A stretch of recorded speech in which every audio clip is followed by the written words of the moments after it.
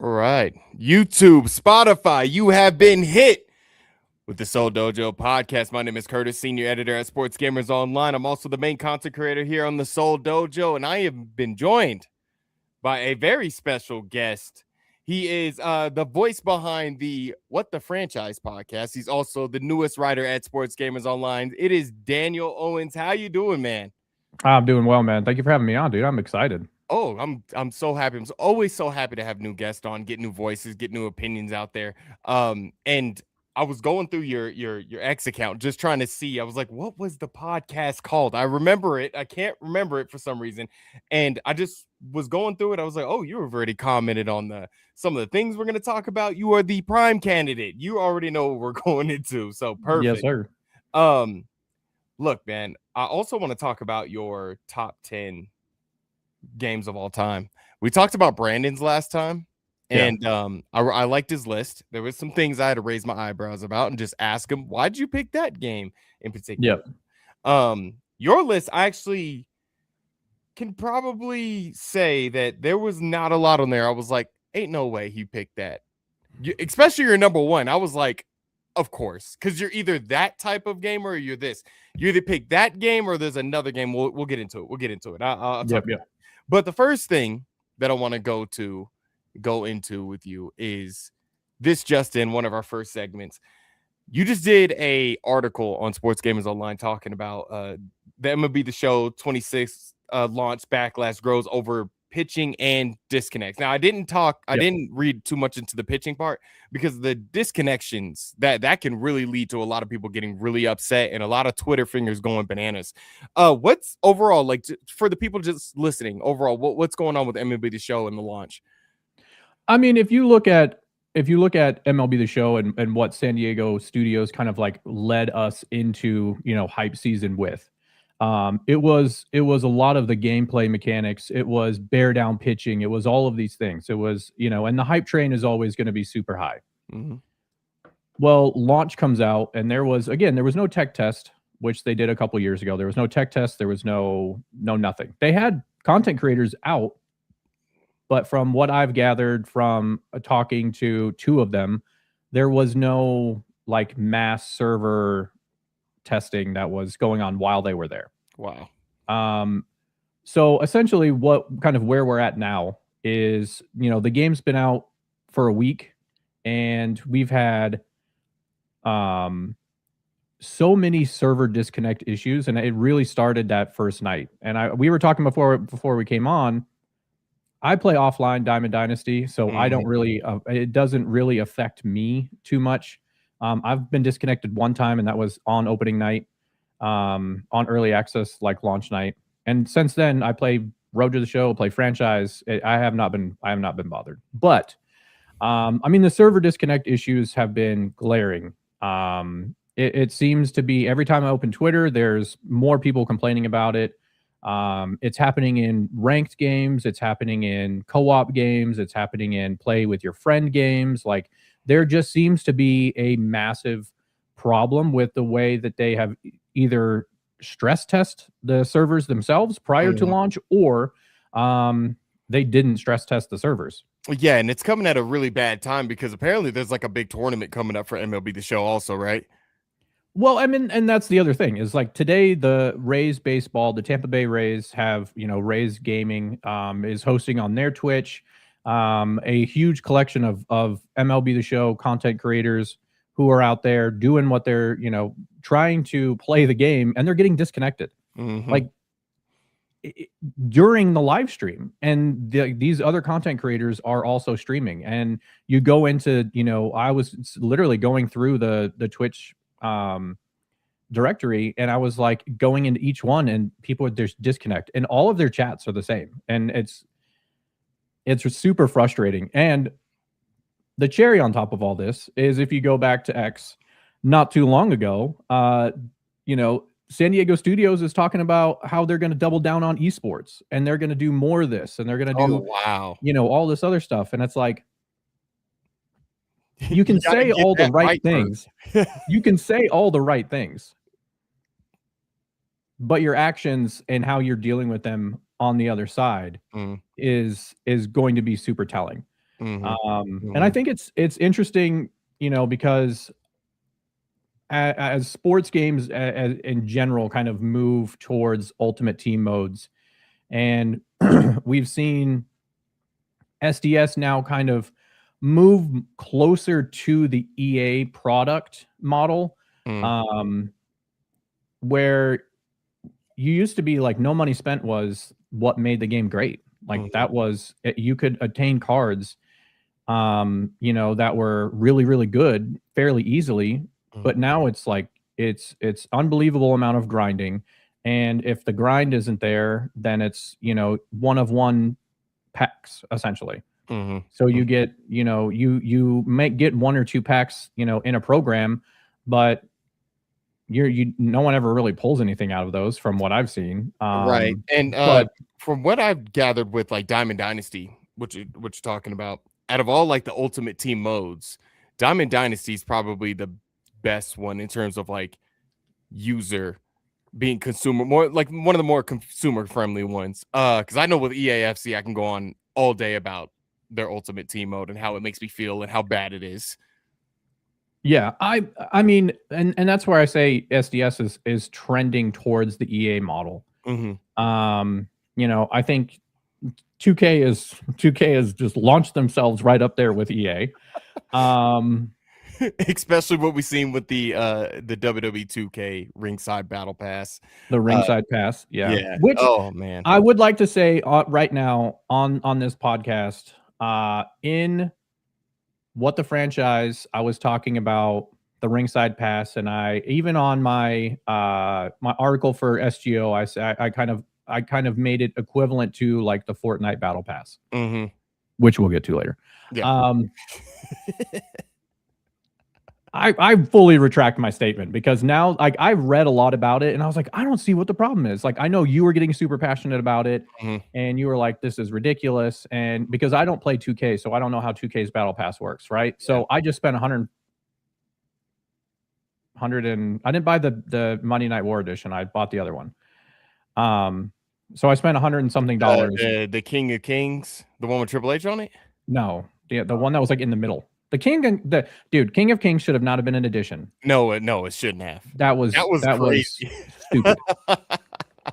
So, and then all the other two tiers should have been knocked down price wise. But I digress. No, I agree with you. Is it the worst? No, but I think what people are complaining about is what it really could be, and I think NBA 2K has gotten a lot of people very frightened with what could happen in WWE 2K.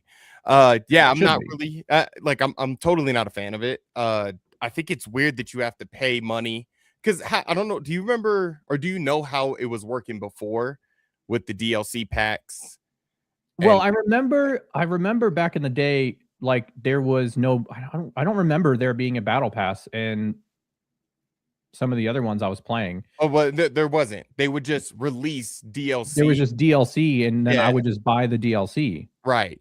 And I liked it because it was like, I'm a strong believer when I used to play Persona 5 a lot, right? I know it's a completely different game. Yeah. When I played Persona 5, I beat the game. I loved all the characters. What the developers were like, hey, we're going to bring out like little DLC outfits for your characters. It's like $2. Well, I'm like, I love this game. This is a great game. Now I can go in and just buy it. I could just buy this and it'll add to my experience. To me, I felt like I was always giving back to the developers for doing that. And I've kind of felt like that with the old 2K games. This is like, you're going to pay the money for this pass, but now you need to play more of the game. That's not saying the game is bad. That's not saying I don't want to play, but I just paid the money and I want to put some of the wrestlers into my universe mode and play with some of the wrestlers right now. But what 2K said was, you could do that. You just got to pay more money, even more money on top of the money that you bought. And it was just like, that is crazy. I think that's my main issue with it. Yeah, it definitely seems, it seems like you're paying money to have the opportunity to either do nothing but play 2K, or the opportunity to pay them more money, which is ridiculous. But I will say, not only that, but did you see that I was reading on Reddit, somebody somebody was doing some sort of shenanigans where they were counting down how much XP they were earning, and it was like significantly less XP towards the battle pass. Wow. And No. so like previous battle passes, XP was significantly more than the XP requirements or the time requirements to gain XP now. No, Where I you didn't have to believe that. essentially making it harder for you to earn them for just paying for the premium battle pass in the first place. Mhm. Or like you mean like just take longer to get Yeah. rewards. Yeah. We've seen that practice, I believe, in like some of the newer Assassin's Creed games where they make it harder for you to level, so they make the what were you call them, the booster packs or whatever, a Yeah. little bit more enticing. We kind of see something like that.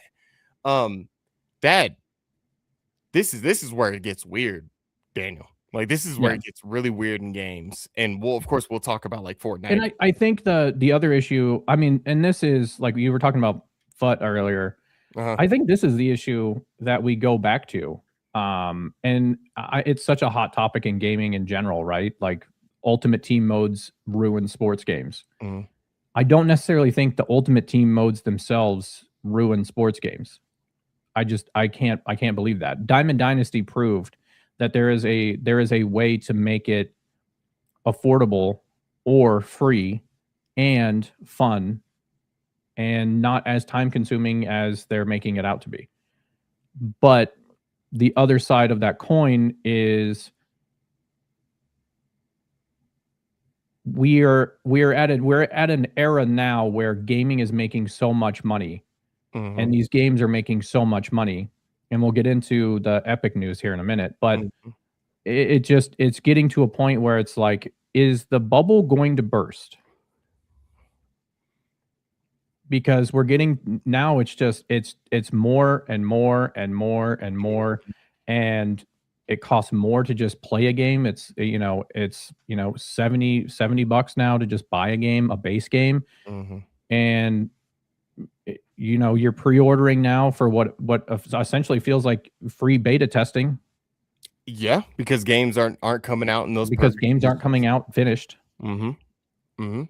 Hey, Um, what you're saying though is the bubble gonna burst? I lay there at night thinking that, but also I don't know what the bubble bursting would be. What does that mean? Does that mean nobody wants to get into the industry anymore? Does that mean we're just gonna fire everybody and AI is gonna take over? What does the bubble bursting mean? but I think that's, I mean, buddy, we can get into a deep conversation I here. know. Trust me. So we get into this like there's such an interesting connection between where we're at right now in the games industry and then where I'm at. I my 9 to 5 in like SaaS and the AI side, because I'm we my company, like, we have hired people that have worked for major studios. We have 2 devs from Orlando that worked at EA. We Wow. have another dev that worked at Valve. Mm. And they've all worked in games before. And like we have this like we have an ongoing Google chat about this, and it's hilarious. Oh, that's dope. Um, and it's like, we're getting to this weird intersection where games are just super expensive. If you don't have the time, then you better have the money. Mhm. Um, it's like the servers are, all these live services, right? Like the servers aren't great, the games aren't shipping properly, like they're not completed games. So it's like, what are you really paying for? So now I'm paying more money for a way less of a good product. Mhm. And social media is everywhere. So even if you wanted to go on social media for whatever godforsaken reason, it's like everything is about how negative, social media is just a drove of negativity, Yeah. right? So once there's something negative, that's what it is, and that's all that you're Mhm. going to see. So we're Mhm. just seeing this like, crazy, and this is from the consumer side, right? You're just seeing this crazy downturn. From the business side, from what I've seen and what I've read, is now you're getting into this issue of you have a downturn in the amount of people who are playing your games. You're seeing less people go out and buy games. And what does that equate to? Well, that equates to less revenue. The less revenue equates into less money for people. Thus, AI enters the building. Right? Now you're also looking at boards who are saying, well, if we're making this much money on packs and we're making this much money on battle passes and we're doing all this stuff, well, how hard would it be to have AI create content? How hard would it be for AI to create card art? Or how hard would it be for AI to do X, Y, and Z? It's funny you say that because literally Crimson Desert is going through all this right now. It's so funny you say that because they've had all the negativity. They have the AI placements and the paintings and stuff like that. And people are going nuts about that. And I have all that right here. And it's crazy how video games are going through all that all the time.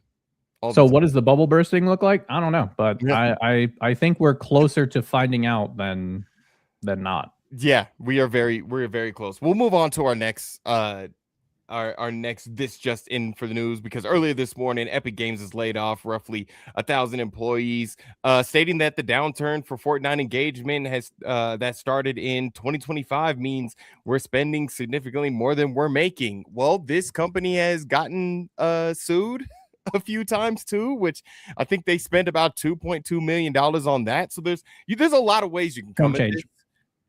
Yeah, for them, yeah. But we can come at this for in a lot of ways. I mean, has Fortnite really evolved over the last 4 or 5 years? Like would you really say that? You know, it seems like they've grabbed other modes, and I feel like Battle Royale is a trendy gaming thing, right? The trend's gonna die at some point. We have extraction shooters now, right? Kids are getting into that.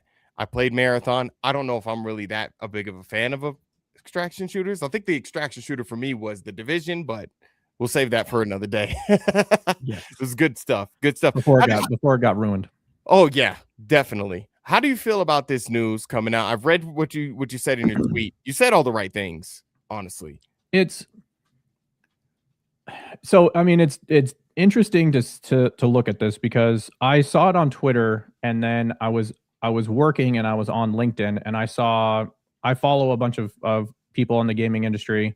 And so I was kind of reading what they were writing as well. And it's just, it goes back to what we were saying. It's just, it goes back to you're seeing these large AAA studios. And I think Epic was probably the worst out of all of them by doing too much.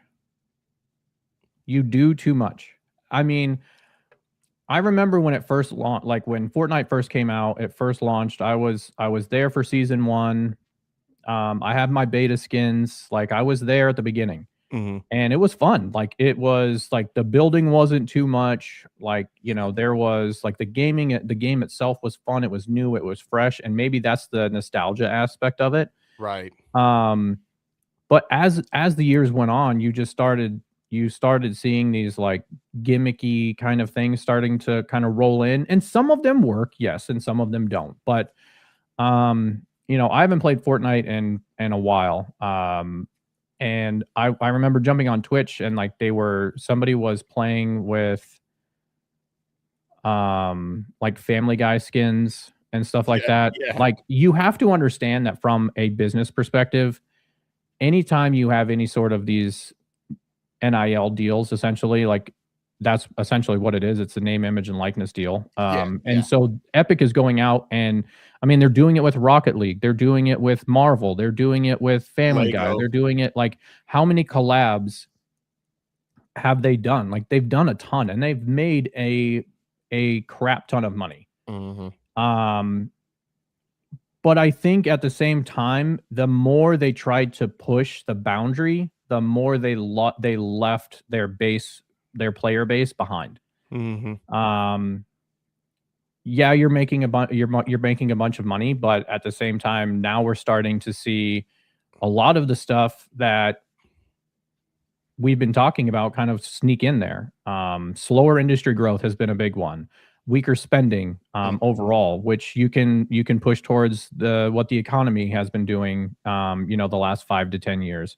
Current consoles aren't selling like their earlier predecessors were. Yeah, it was hard to get a PS5, but that wasn't because it was partially because they weren't making enough, but it was also partial because people were scalping them. Yeah. Because gaming right now is so hot that it's easy to make extra money off of that. Mhm. I don't necessarily think Fortnite is dying or Fortnite is dead. I think this is starting to become more of a live service industry, like a live service sustainability problem. Right. Right. Kind of what are you going to do? Like what you've pushed so far past what the game was originally, and you've pushed so far past with all these gimmicks and all this stuff, and is the story modes or the stories that you're connecting to all of these seasons, like does it do anything? Like I don't think so. It comes down to playing and having fun.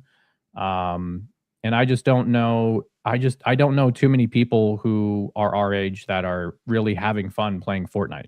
Yeah. Right. And it goes back to what you said. Like in the early days of Fortnite, I was the same way. It was a free to play game.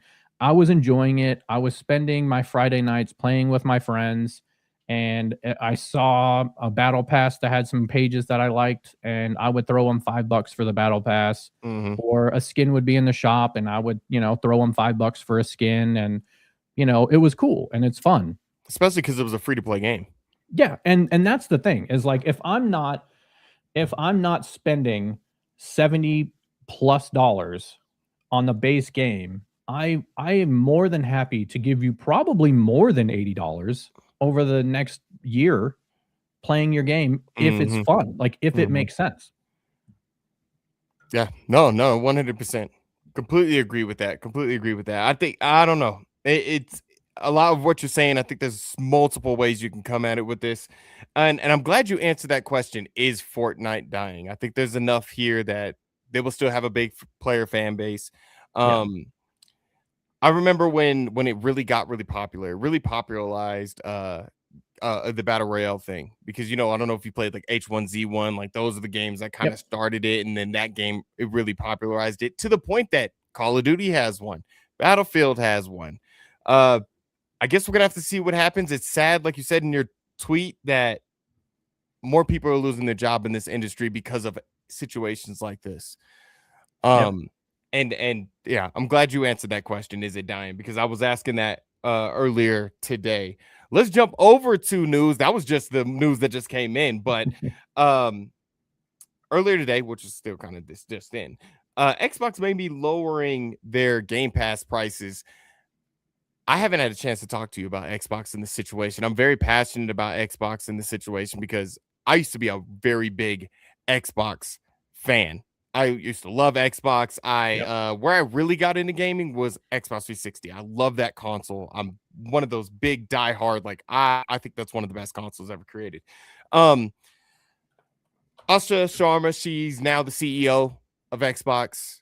Phil Spencer's gone. Matt Booty, right? Who's really controlling, right? Her and Matt Booty. We're gonna see what happens. Are they sunsetting the Xbox? We're gonna talk a little bit about Starfield going over there, but lowering the Game Pass prices, I think that was just kind of like an open goal. It was an easy thing to do. It was If it low is gonna hanging happen, fruit. yeah. It was low hanging fruit. Yeah. Because so many people were so mad about it. I don't know if you're still subscribed to Xbox Game Pass or if you even indulge. No, because $30 for it is just ridiculous at I this point. I will say this. So there's a couple different. First and foremost, I was an Xbox fanboy. Mhm. I was a Nintendo 64 kid growing up, and then I got an Awesome Xbox childhood. 360. What's up? I said awesome childhood. Yeah. N64 kid, yeah. Yeah, and then I got my Xbox 360. We had an Xbox, but it was my brother's, and I would play it from time. We would play like Halo co-op. Nice. But then I got an Xbox 360, and then yeah, I was locked in, right? And I loved Xbox. I was, I hated PlayStation. And when the console wars were going on, I was a PlayStation guy. And so to see the news and everything that's going on over there at Xbox is insanely weird. Um, it's like, man, how the mighty have fallen. Hard. Right on If their you and the funny thing is like, I don't even know if PlayStation has really capitalized that much on how bad Xbox has done in the last handful of years. Like, I don't know not in this generation, no. I think in the PlayStation 4 they did. They capitalized pretty hard. Yeah. But I will say, with the Game Pass, I had the Game Pass. I had Game Pass Ultimate. What I loved about it was like, it wasn't that expensive, and I had access to AAA titles. I had access to indies. If there was something on there that I probably wouldn't have played otherwise. Wasn't it so cool? I think we've talked about this when I first got to SGO. Is like, I'm not a huge indie guy. There are a few tiny like indie titles that like I have played. But like when they're on Game Pass, like, hell yeah, dude, like free. Like, why not take the 10 minutes, download it, and see what it's about? And I ended up having fun with some of those. But it got to a point where, why am I paying all this money when now it's like I have Steam, I have Xbox, now PlayStation, and then PlayStation decided to fragment their the PlayStation Network. And so now it's like, do I pay more for PlayStation Network? Do I stay where I'm at? What do I do with Game Pass? Now I got like all these games on Steam. What are you going to do? Like, it's almost too much in general. True. Talking about Game Pass, yeah, again, it was like $15 a month for Game Pass Ultimate. You could play it on your computer, you could play it on your phone, you could play it on the console. And the awesome thing about it that I really liked about it, yeah, you could try those indie games, but they were getting day one games from third-party developers. Yeah. Like, you're Ninja Gaiden, boom, go ahead and try it. It's like, what? I found one of my favorite games, and I meant to tell you, because of you and Brandon, I will be doing my top 10 best games, favorite games, or whatever. And one of my games that have recently made it on that top 10, it will be on the list. Near Automata, I played it for the first time on Game Pass, and I would have never played it because I played Near years ago, and I was like, I don't really like this series. It was so great, but of course, Xbox came out and said that they're losing money on it. So as soon as they said that, and this was years ago, I was like, they're going to get rid of this thing somehow. They're going to jack up the price to something just ridiculous. And of course, they put it up to $30. And I was like, I can't keep doing it. I can't afford it. Yeah. I mean, the one thing is like, would you have rather it just been like an incremental increase? Like from like what, 15 to 20? No, like what if they went 15 to 18? Yeah, I would have stuck around because I used it enough. Okay, well, like in a year when they go 18 to 20. 18 to 20. Okay, then, I get what you're doing. And I would at some point be like, how much am I playing Game Pass? Because there was a time I was like, The Outer Worlds 2 is coming out. This game's coming out. I'm just going to play it on Xbox.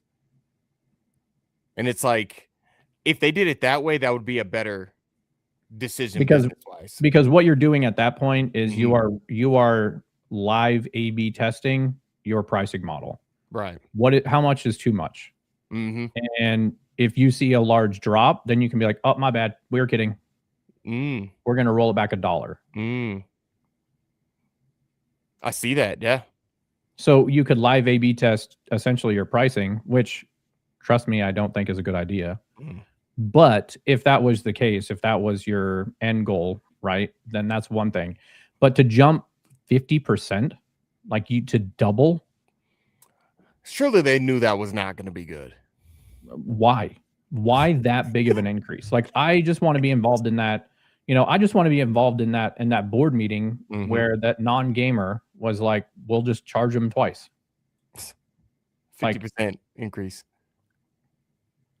It was just weird, Daniel. It was so weird. I was just like, what? And I was stupid enough to hang around for a little while because I Yeah, wanted to play the Outer Worlds, but I was like, dude, in 2 months, it's great gonna be games. the price of the Outer Worlds. Yeah, and the funny thing is like, I guess at the end of the day, games are $70 right now. It's $30 a month. If that was the only way you were playing games, I think, yeah, you're fine. Mm-hmm. Because you're still paying less per month to play multiple games than you are to buy one full base game. Right. So Right. if that's the only way that you're getting games, or that the only way you're playing games, then yeah, sure, absolutely, I think it's fine.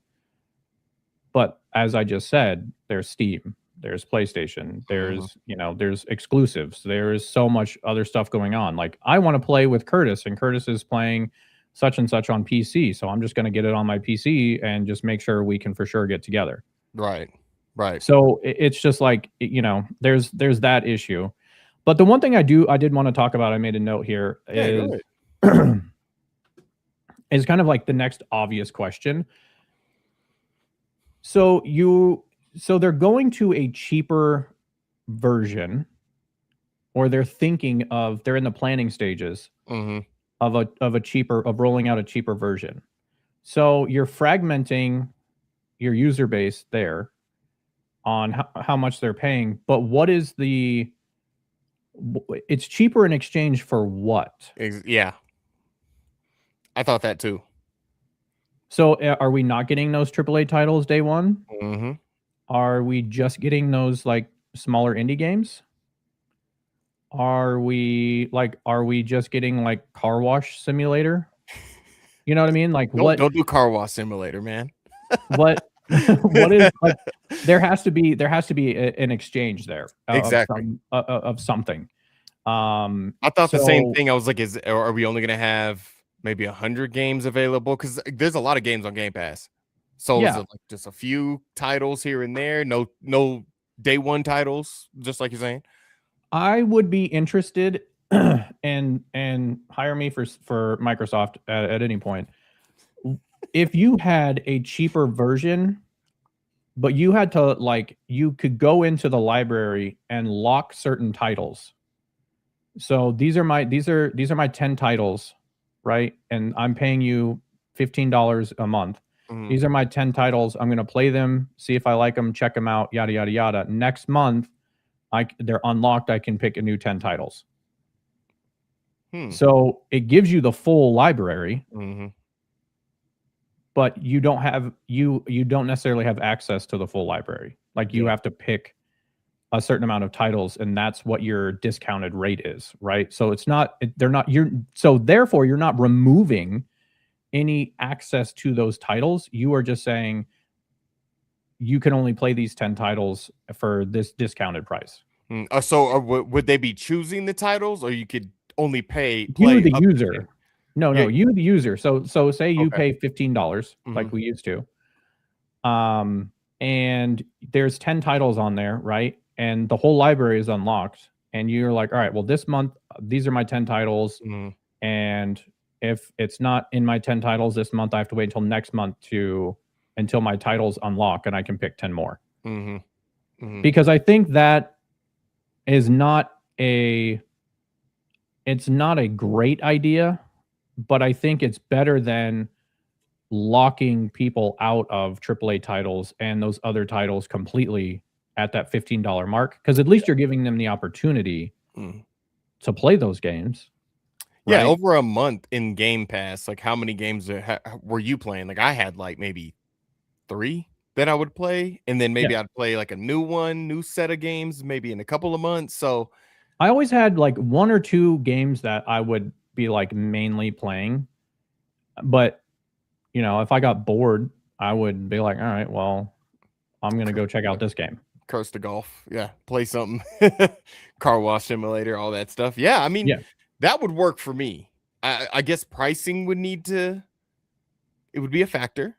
Yeah, like, how much are you playing here? I mean, man, hopefully Microsoft don't scoop you up, because I need you at Sports Gamers Online for that. Yeah, I mean, I would probably jump back in, honestly, because I do think Game Pass is a good idea. I just the thing is like, I've been thinking about this all day. What is it like? It's an ad supported model. Okay, so like, there's ads. Like Domino's gonna pop up. Yeah, like are there going to be like the YouTube ads where they're like non-skippable before you can play the game? Mm-hmm. Is it an ad that like is like an overlay that like is ruining my experience playing the That game? would fucking suck. That would piss me off. That would piss me the fuck off. Imagine you're Um, playing Crimson Desert and it's just Home Depot as an overlay, like you're your entire outline is just like the Home Depot orange with like a QR code in the corner. oh god. And you're like, dude, what the hell, man? But like some of it just doesn't make sense. Like I just don't. You rushed up to 30, you lost a shit ton of your user base, and now it seems like you're trying to kind of backtrack. It's like it's a cheaper tier until it's a great idea until you start asking what does ad supported model look like, because I hear ad supported model and I think of like Twitch and it makes me want to pull my hair out. Yeah. And then day one games get cut, cloud get cut, multiplayer titles get cut. What's the catalog depth? Like, what's the trade-off? I don't know. We're gonna have. It's obviously what we have heard so far is just a report. I know those people are a little bit in the know for that kind of stuff.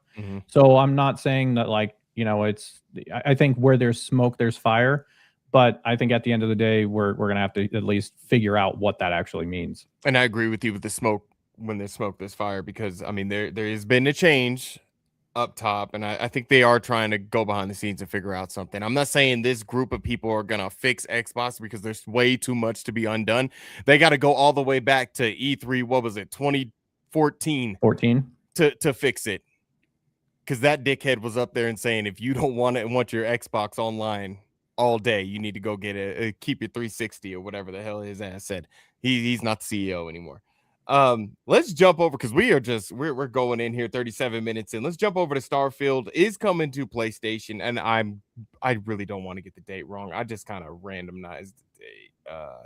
Okay, April 7th.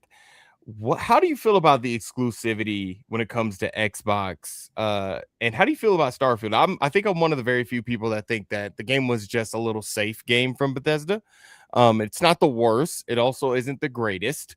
And it's not the biggest loss for Xbox, but I do think that Xbox needs to start doing what PlayStation does and hold some of their exclusives close to their chest. But money comes into play. I mean, we talked about it before. I think what made the console wars great was, you were a Halo guy, you were an Xbox guy. Are you for exclusivity? There's a lot of people going around saying we need to be extremely, they don't want exclusives anymore. They want everybody to be able to play everything. And I think I don't know. I think I'm kind of on the fence, because I miss console exclusives in a way, because I feel like those console exclusives just played better, but also you kind of have to go back a whiles now to where games would launch and they would have a little bit of problems, but they weren't as drastic as they are now. Was that an issue? Like is making these ports from, I mean, obviously all these games are made on PC and then they're ported to Xbox, they're ported to PlayStation, to console. Is it too much to be porting these games out to multiple consoles? Is it, I don't know if I just don't know if like, and for Starfield specifically, it feels weird. Like it feels off for Starfield to go to PS5. There's a Halo remake going to PS5 too. That's where I'm like, that's gonna feel really weird. Fable that's disgusting, is what that is. That's weird. I mean, I don't know, man. I don't know. I think there's so much going on right now in the gaming industry, and I think the what's an exclusive, what's not conversation is definitely a good one that we should be having. But I don't know, man. Like I'm not like, inherently, I guess, like organically, I'm not a fan of exclusives going cross platform. Mm-hmm. I'm just not. You came up in an era where that was just weird anyway. So you feel Yeah, that way. it's odd. Mm-hmm. But I think we're again, you look at the gaming industry as a whole, and all these. I mean, you see all these AAA titles. You know, we just talked about Epic having all these money problems, right? Um, does it make more sense to just release it to everybody and have it available on multiple consoles? I don't Yeah. know. I've thought about it like this in our society. Um, we are trying to be all inclusive. Like at some point, the world is going to be like how Cyberpunk is. If you have half a cyber face, like you're going to be included into everything, and we're going to look at you normal, which is completely fine. That's how it should be. And I feel like it's kind of dripped into everybody should be able to play everything. I could be looking too far into this, Daniel, but that's how I feel about that. And it's like the society ideology is kind of dripped into the exclusivity talk. Um, I I think think there I, should be, yeah, I definitely. think there's something to that, but I think Mhm, at the end of the day, this comes down to what these AAA studios are looking for, and that's just more mhm. money. Exactly. And So Xbox has let it be known that they are looking to just be a publisher for PlayStation and PC and Nintendo Switch. I think Switch, of course, is on its own island, making like there would just be never a day where Zelda would be found on Xbox. you can't even post Mario gameplay, bro. Nope. Nope. I think when they post when you put Super Mario 64 in there, I would have thought Nintendo probably hit you up and just been like, probably call it something else. Yeah, um, um, yeah, I totally think that what it does with a console, and it did that for Xbox 360, it gave the console an identity. It defined a console generation. So when I think of Xbox 360, it's Halo 3, Halo 2 to an extent. Weirdly enough, even though it was like multiple platforms, I just think of some third-party games like Mass Effect, uh, Elder yeah. Scrolls, because those games ran better on 360. They didn't run too well on the PlayStation 3. I also think about online connectivity because we paid for it, but we paid for it for a reason. It was good. Like all when we talk about, oh, do you remember those toxic Call of Duty chat rooms and lobbies? We're not talking about what was going on PlayStation 3. No. It was what was going on 360. And Xbox has completely lost their way with that. Yeah. Completely lost their way. And I think, you know, going back to you know, Starfield coming over, Mhm. the Game Pass shenanigans, you know, it points to a bigger issue within Microsoft. You know, or a I don't, maybe it's not an issue. Maybe it's just their thought process has changed and they don't really care anymore. Mhm. Um, which seems to be the case Mhm. for a lot of stuff that involves Microsoft and Xbox. Um, but as far as like the exclusivity goes, I just something in my heart is set and like loves and enjoys those console exclusives, you Yeah. know. Yeah. Um, but I think the other side of that is consoles were cheaper, and you know I had a PS3. I barely played it. I think it was a paperweight for the most part, but Mhm. um, you know it was like you know, and the funny thing is like PlayStation or game console exclusives, dude. How many times were you when you know when that was going on? Did you meet someone and you're like, hey, what's your gamer tag? And you knew they were on PlayStation because they had some stupid underscore name. Yeah. You know what I mean? And Yeah. so like I do right now. Mhm. So it's like, you know, you knew they were on Xbox and you like instantly connected with that person, Yeah. right? You were like, "Oh yeah, we're gonna get some games in together." Mhm. Um, but so I mean, as far as the exclusivity goes, I it sucks. I think it's just You know, I'm old man yelling at clouds here is what it feels like. But yeah, I don't know. It just the console the console exclusives were just such a fun Hmm.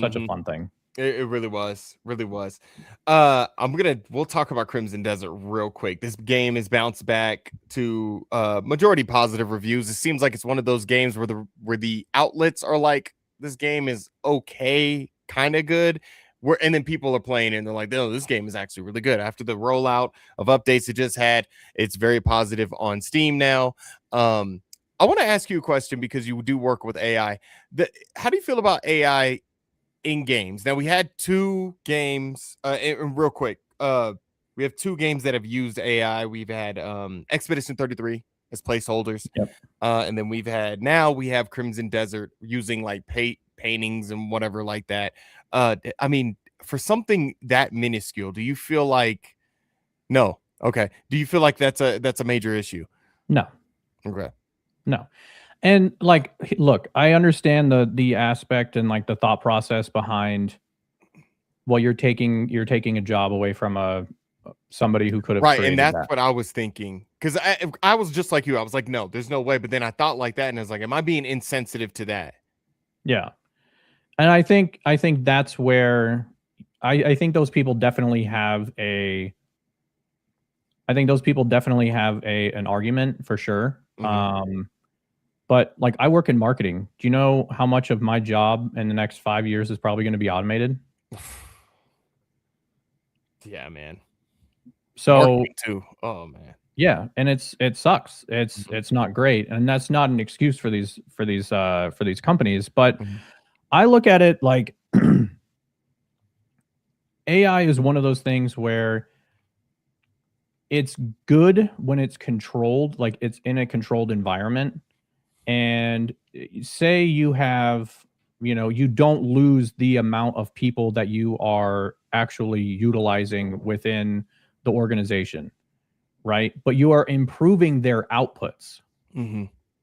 then that's a win.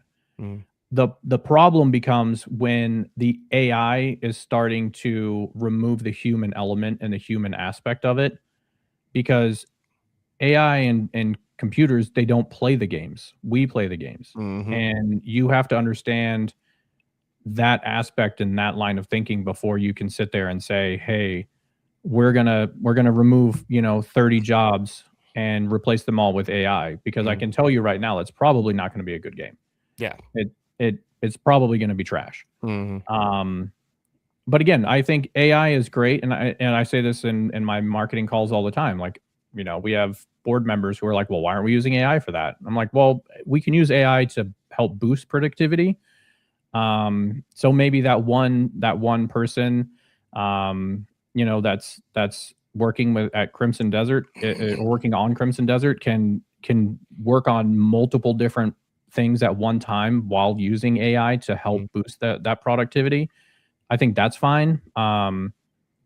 But it's just, I don't know. It's again, it's one of those things where it's a slippery slope to where we're starting to see more and more people look at AI as a cheaper option to humans. Um, and that, I think that, especially with where we're at with AI right now, is more of a problem.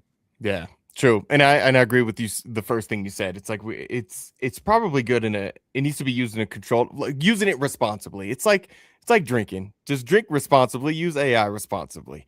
I think that was a good way to put it. I want to talk about your top 10. Why did I go to my own phone? Jesus.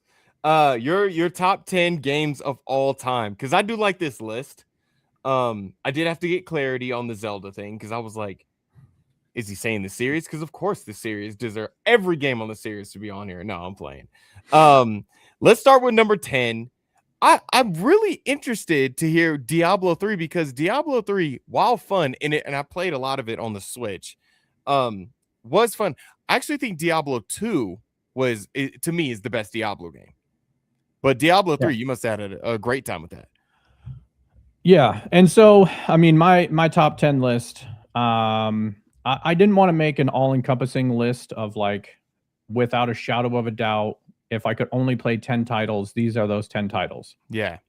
this list is games that I was playing during certain points of my life that like really mean something to me. Nice. I like it. That are, you know, that I can go back and play. Some of them are just comfy cozy games that, you know, if I'm having a shit day, I can just go play, or, you know, I have fond memories of playing them with friends and stuff like that. Diablo 3 is one of those games where I was in a weird rut. Like I almost stopped playing games completely, and I was like, I had so much stuff going on. And finally my buddy's like, you know, hey, come play Diablo with me. And so I jumped in, I was playing Diablo with him, and I was like, man, this game is so fun. Like it just, we were laughing and drinking and just having a good time. And Mm-hmm. it was just one of those things that it was just it was a lot of fun to just kind of be in that moment again. You know, SmackDown versus Raw. That's number 9. Number SmackDown. 9. I'm guessing is that 06? Yep. Yep. Great game. Yep. Great game. You know, that game for me, I think just the replayability of it, I think I was still like, at this point, I was kind of like closet into wrestling because I was a senior in high school, and not a lot of people in my town were like into wrestling. Yeah. And I remember 06, the summer of 06, playing that game until like 1 a.m. every night. Mm-hmm. It was my summer, my junior year, going into my senior year. I was playing that game all night. I was creating wrestlers. I was on the, oh my God, what is it? My GM mode. Yeah, it was that. But then there was the website you can go get claws from, SmackDown Hotel. Oh yeah. I would go find those, and like, dude, I had so much fun with that. And that's why that game is on there. Yeah. And like I said, the Legend of Zelda, the very first one. Chronologically, I think I can't remember. I think it's the second title chronologically. Yeah. I can't remember. But this one's really good. I was very happy to hear that it was like the old school SNES. Yeah, what was your memories of this? Because that is very interesting to hear. Yeah. So my sister had an NES, and she had a Super NES, and so that was my first like dabble into playing games, was just like jumping on her stuff when she was not home. And she had The Legend of Zelda, and me and my little brother just started playing it, and well, I was like, holy shit, dude, like it was different than any of the other games I was playing. Because I think at the time I had a Sega Genesis.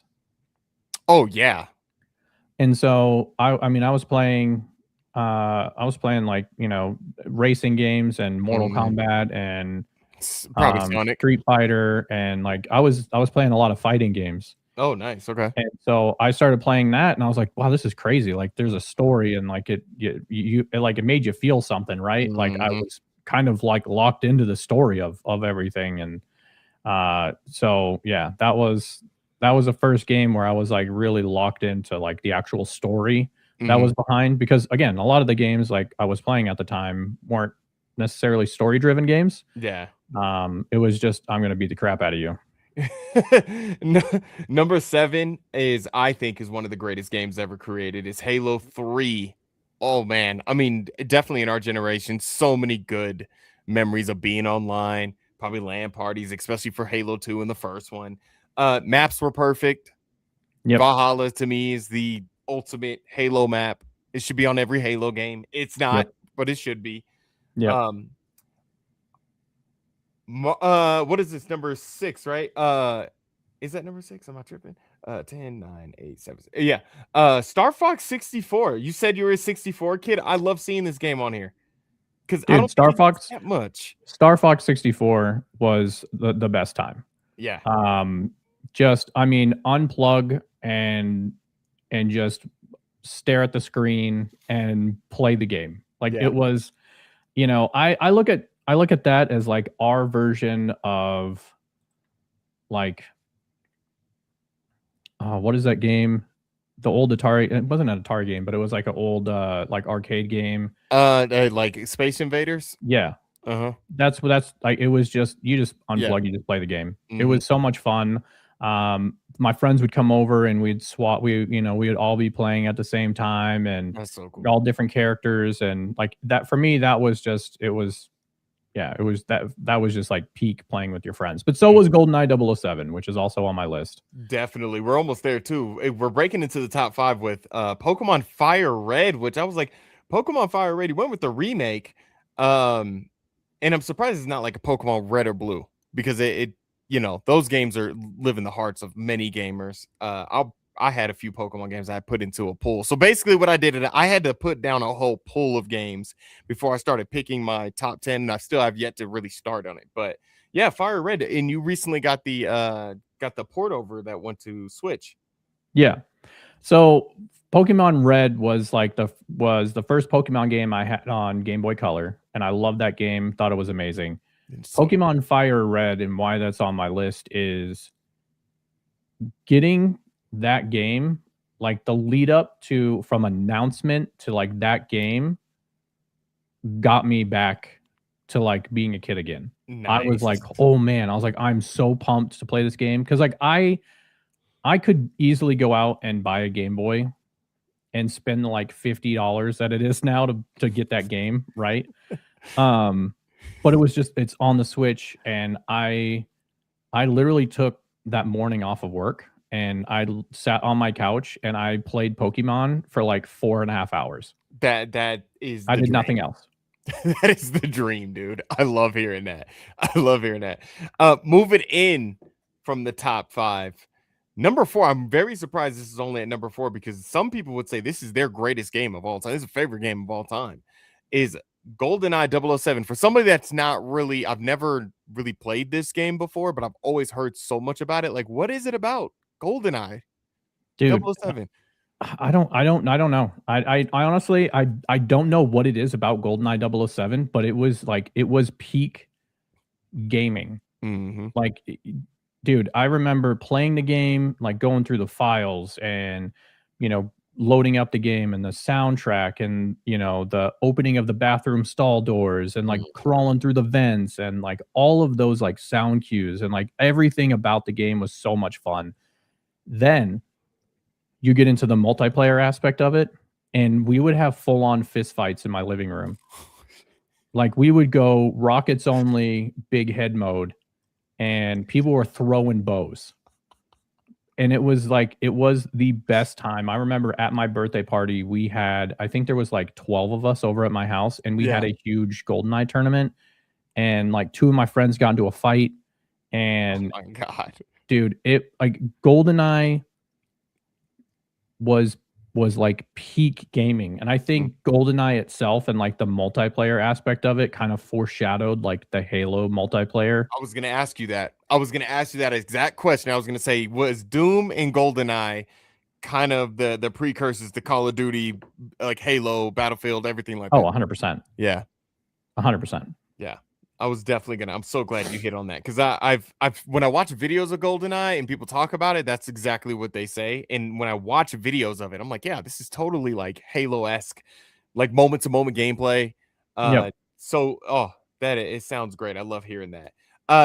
Number 3 surprised me. I was like, if this was like a wrestling list, definitely that would be high like that. But WWF No Mercy, fun game. I remember that vaguely, but yeah, really fun game to play. Again, frame it as these are my comfy kind of games that Right. I feel like that make me feel a certain way. WWF No Mercy, I'd literally just moved from Massachusetts to Arizona. I didn't have a lot of friends, and I didn't really know anyone. But so the whole summer, I was essentially like locked in my room, and that's all I did. I played WWF No Mercy. Nice. And I think there was different playthroughs that you could do, like different character playthroughs you could do. Knocked all those out. Like, I would just play for hours and hours and hours. That and WrestleMania 2000, like those 2 games, like I could put them like Really side good by game. side. But yeah, again, it was a moment in my life where that game was all encompassing to everything. And so for sure had to be on the list. Love it. Love it. And number 2, we're getting into the good stuff. Call of Duty Modern Warfare 3. I remember the hype for this game was through the roof, and I love it a lot too. And so I think it might, if I've never thought about it, but it might be my favorite Call of Duty game. Yeah, you must have great memories of this. Yeah, Call of Duty Modern Warfare 3. I remember, I think this was the first game that I want to say I had like on Xbox. I remember it would tell you how much time played. Mm-hmm. I want to say I had like 94 days. Oh, wow. Yeah. Wow. And like it was all multiplayer. Yeah. Oh yeah. We had a group of friends that we played with, and we would pub stomp, and we would just have the time of our lives. Like it would get to the point where like half the lobby, like me and my buddy like Stinky and Guns, we would run around with riot shields and C4 only. Oh, y'all were shit, dude. And it was like, and then we would go play Search and Destroy, and we'd run those combos, and just, I mean, it was so much fun. But also, this is the game that I got into like game battles with, and I got into like competitive. Mm-hmm. It was a little bit Halo 3. I would do like the 2v2 Halo stuff, but with Call of Duty Modern Warfare 3 is when I really got into like the competitive side, the competitive gaming aspect of it. And I really kind of like put my chips into game battles, and so I was ranked on game battles in the top like 200 for a while. Wow. I went to MLG Anaheim. I went to MLG Dallas. I played against, you know, some of those guys like Nade Shot, and I met them and partied with them, and it was just like, for me, I had no kids, wasn't married yet, peak gaming. Heck yeah. For me, and it was amazing, and I loved it. And I think that game will always mean something to me. Heck yeah, man. And number 1 to me, I think it would make so many people's number 1 on their favorite games. Super Mario 64. Remember in the beginning when I said like you're either this kind of gamer, you're either this game on 64 or it's Legend of Zelda Ocarina of Time. Of course, I'm the Ocarina of Time guy. My Mario pick, I'll tell you here in a minute. It's so weird, but Super Mario 64, one of the greatest games ever created. I have no problem admitting that. This ushered in a whole new look for gaming. Level design was perfect. It had its great story. It even holds up well today. Yeah, like it looks. I still play it. Oh, perfect. On the Switch, yeah. On the Switch and the classics, yeah. I mean, you were a 64 kid, so this was probably the game. This was the game that like really, I think, cemented me as a gamer, like moved me into this is all I want to do. Because it was vibrant colors. I mean, interesting worlds, like, and you have to understand, like, we had an NES and a Super NES, so like I played the side-scrolling Marios, but this was like mind-blowing that it was 3D. You could move around, you could run, you could jump, you could shoot yourself out of cannons. Like, you know, you could not throw the penguin off the side of the freaking cliff because I knew you was gonna bring that up somehow. Don't hurt him. But like there was just so much stuff to do, and it was just groundbreaking and on so many levels. Like for me, it was one of those games that I don't know if I would have kept playing video games if I would have never played that game. True. I love it. I love it. I don't know if I'll ever drop my actual top 10 because I'm sure people will get pissed off at my actual top 10 list. But Grand Theft Auto 3 would have to be on that list. Oh yeah. Grand Theft Auto Vice City would probably have to be on that list. I love Vice City. Red Dead Redemption, the first one, would probably be on that list. Ocarina of Time would be on that list. I'm gonna pull up my pool because I want to see if a few of these. This is where people might get mad. I think Assassin's Creed Black Flag and or Valhalla would be on that list too. I'm not mad at any of those. Valhalla's great. Assassin's Creed Black Flag is my favorite one.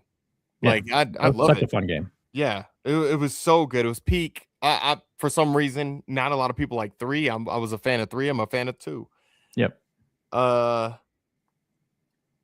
no, I'm gonna save it. I'm gonna probably do a little mini series here on the podcast where I kind of start filling in my top because I'm like having deep conversations. I've never done this to myself, and I love all these games. I have so many. I have like Kingdom Hearts 1 and 2. I have Skyrim, Ocarina of Time, Breath of the Wild, Far Cry, Halo 3, Halo Reach, Hellblade: Senua's Sacrifice, Sonic Adventure 2. I mean, it's so many games I put down, but before we head off here, it's been an hour. I usually go an hour, but I really want to hear your opinions and I want to hear you talk about this game that just came out. You did a review. It's your first review on Sports Gamers Online. And the reason why I wanted to hear you talk about this game is because I feel like when I was reading your review, you basically said the same shit I said about FM24, Yeah. right? Was like out of the park baseball 27. And I love the score you gave it because I'm so glad it's so high. I mean, you love this game. It was in depth. It was bigger than just a spreadsheet for baseball fans. It was more than that. You talked about the trade logic and the trade system. How I think you said something like it doesn't feel like just a fire sale at the trade deadline. It's more in depth than that. Like the teams are going to look at, do I need this position here? Do I need positions there? I feel like this and Football Manager are the same games for the same type of player.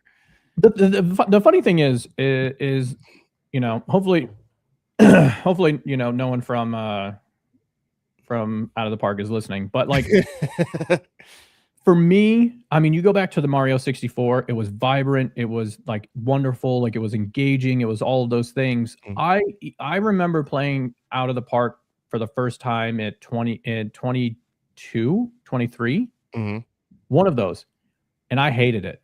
I'm like, this is stupid. Like, why would you play this? It's not engaging. It's not fun. Like, I could literally write this on a Word document. Like, this is dumb. I don't know what it is. Maybe it's my age. Maybe it's I don't know. But I booted up like 24 and I was like, okay, I get it. Like, it's fun. It's for the baseball nerds. Yeah, I think the thing with this and with Football Manager, because I played that game too, and I kept thinking like when I didn't want to, and this was my first review, so like I didn't want to call out MLB The Show, and I didn't want to call out Football Manager because I wanted it to be about Out of the Park, right? And just Out of the Park and just my thoughts and my feelings. But we're on a podcast now, so I'll do what the hell I want. Yeah, go ahead. Football Manager, I think, does some really amazing things that FIFA and what are they calling EAFC? EAFC football. True. Like they just can't do. And it's the same thing with MLB The Show and Out of the Park. There's things there that it's too in depth, and I think the mass player base, the casual player base of fans of football and fans of baseball are going to have a problem with. Those games like really lock it down and they make it fun and they make it interesting. And what I loved about 27 is, yeah, you had like the 3D renderings of essentially that, and they kind of harken back to Nintendo 64 graphics, but like it was just so much fun to like I felt like I was battling the computer at the trade deadline. And it was like, I wanted to offload certain players and they were like, you're an idiot. Absolutely not going to take that contract, number one. And number two, we have XYZ player who's already here. And it just made more sense. And it was a lot of fun. So I definitely enjoyed reviewing that game. And big shout out to the team over there for sending me the code to do so. So appreciate that. But that was a legit me review. That wasn't like, hey, they gave me a code, I'm gonna pump their tires. Like I legitimately had fun. It's if you are locked in on like you need to see your players on the pitch or you need to see your players like on the diamond, it's gonna be tough. But if you get like into the nitty gritty, like you kind of want to be a nerd, I think Football Manager and I think Out of the Park are two of the like the best ways to do that. Mm-hmm. It seems like these games are truly developed by fans of the sport. Yeah. Especially the CEO over there at Sports Interactive. I know he's a big football fan. Yeah, I completely agree with you. What I love about, because I've only played Football Manager, what I love about Football Manager, somebody's watching you play and they're just like, you're just answering emails. Of course, it's stronger than that. Of course, it's more than that. But what I love about it is like you use all the information you get and you make changes to your team. You're not controlling the team. They just go out there and do it. And it's like you see what you've done. You've seen the results of that, whether it's bad or whether it's good. It's like that hit of dopamine. Like I'm really controlling this in a different way that I would on FIFA. Another thing with like FIFA and Football Manager is like, if I wanted to get a player on FIFA or on EAFC, I just go to the club, click on his name. I got enough money. I'm going to buy that player. Yep. In Football Manager, I'm pretty sure it's like that with Out of the Park Baseball. I got to talk to his agent first. I got to see if he wants to come to the club. I got to see if his vision matches up with my vision. I got to see if the board is going to give me enough money because I play with Manchester United and we are like $1 billion in debt because of some damn owners that own the Buccaneers. But anyway, I digress. They did help me one time, but also they fired me in one save. It's like that nitty gritty, that baseball, the football nerd stuff. Absolutely love it. That's why I loved reading your review. It wasn't too long of a review. It was sweet. And then you even named some stuff you didn't like. Yeah. I think it's, those games are not necessarily for everyone. True.